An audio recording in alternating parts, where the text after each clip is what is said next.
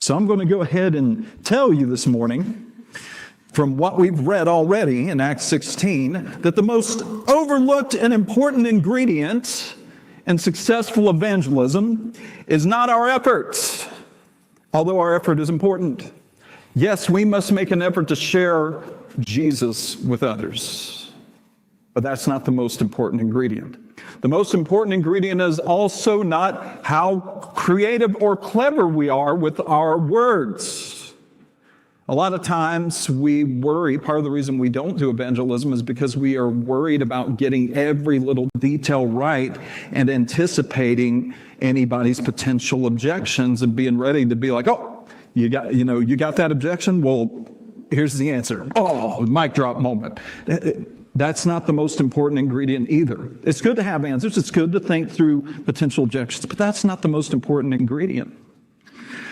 Friends, the most important ingredient actually doesn't have anything to do with our knowledge or our words.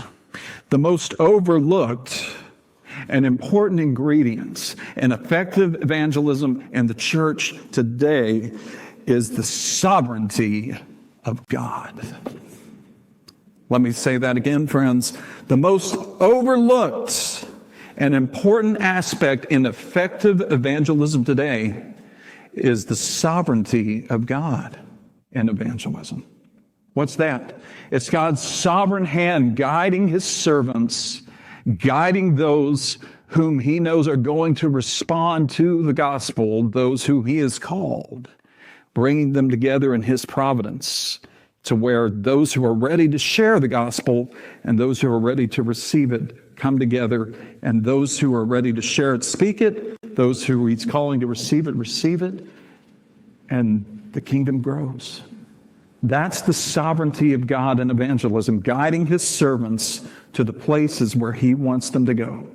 And we forget, we overlook, we know this, we know God's sovereign. That's a basic teaching of Christianity. If you've been a Christ follower for any length of time, you ought to know that God is sovereign over all things.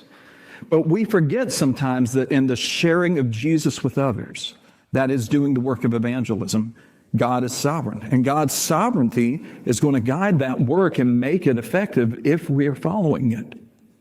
So I want to teach you 4 truths this morning, right out of Acts 16, about how God's sovereignty works when it comes to doing the work of evangelism. And I pray that this will encourage you to action starting this week, starting today.